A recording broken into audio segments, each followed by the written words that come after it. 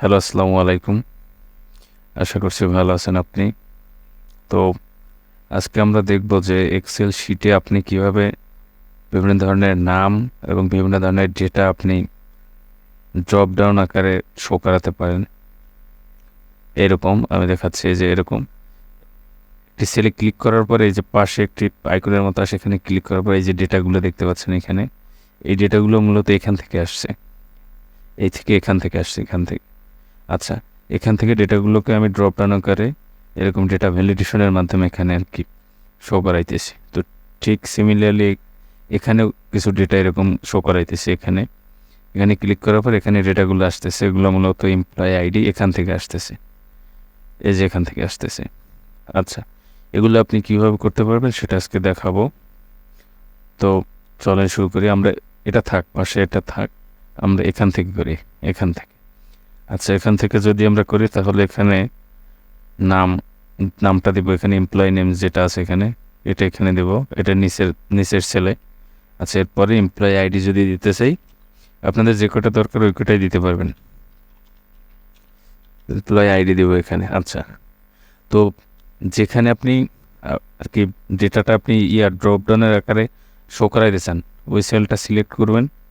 এরপরে আপনি ডেটায় চলে আসবেন। এখানে আসার পরে এই যে ডেটা ভ্যালিডেশন, এখানে আসতে হবে। আসার পরে ডেটা ভ্যালিডেশনে ক্লিক করবেন। এরপর এখান থেকে কোন টাইপের আপনি ডেটাগুলো কোন টাইপে শো করাতে চান এটা সিলেক্ট করতে হবে এখান থেকে। তো ক্লিক করার পরে এখানে আসবেন। আসার পরে আমরা লিস্ট আকারে শো করাবো, যেহেতু এখানে আমরা ড্রপডাউন লিস্ট আকারে শো করাইতেছি।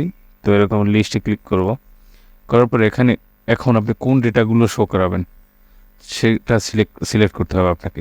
তো সেটা করার জন্য এখানে ক্লিক করবেন। এখানে ক্লিক করে জাস্ট সিলেক্ট করবেন, ড্র্যাগ করবেন, এরকম ড্র্যাগ করে ইন্টার করবেন, কিবোর্ড বাটন থেকে ইন্টার করবেন, দেন ওকে। তাহলে এখানে চলে আসলো। তাহলে এখানে ক্লিক করবেন, এই যে ডেটাগুলো শো করাইতেছে। এখন আপনার বারবার টাইপ করে লেখার দরকার নেই, আপনি জাস্ট ক্লিক করবেন। এরপরে কাকে এখানে বসাতেছেন তার নামটা এখানে বসে যাবে অটোমেটিক, এই যে এরকম। আচ্ছা, ঠিক সিমিলারলি আপনি এমপ্লয়ি আইডি অথবা অন্য কোনো ডেটাও অন্য কোনো ঘরে শো করাতে পারবেন। যেমন এই যে এখানে সিলেক্ট করবেন, প্রথমে সিলেক্ট করার পরে ডেটা ভ্যালিডেশনে যাবেন। ডেটা ভ্যালিডেশনে যাওয়ার পরে তারপরে কোন টাইপের ডেটা কীভাবে আপনি শো করাবেন সেটা হচ্ছে লিস্ট। আবার সিমিলারলি আপনি ড্র্যাগ করবেন এরকম। আচ্ছা, ড্র্যাগ করার পরে কিবোর্ডের এন্টার বাটন চাপ দিতে হবে। এরপরে হচ্ছে যে আপনি ওকে করে দেবেন। তাহলে এটাও এরকম আসলো, এই যে এরকম। যে এমপ্লয়ি আইডি কী হবে না হবে এখানে আপনি দিতে পারবেন, এই যে। আচ্ছা, তো এটা গেলে আপনি চাইলে সবগুলো ডেটা এরকম আপনি ড্রপ ডাউন আকারে আপনি শো করাতে পারবেন, সমস্যা নেই।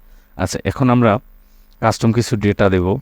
তো মনে করেন এই এমপ্লয়ি যে সেলটা, একটা স্যালারি শিট আমি প্রিভিয়াস ভিডিওতে আমি আপনাদেরকে দেখাইছিলাম যে কীভাবে একটি স্যালারি শিটে এরকমের ডেটা ফরম্যাটিং করবেন, টোটাল কীভাবে বের করবেন, অ্যাভারেজ কীভাবে বের করবেন, এগুলো ইত্যাদি ইত্যাদি আমি দেখাইছিলাম। তো সেই শিটে আমি আজকে কাজ করতেছি।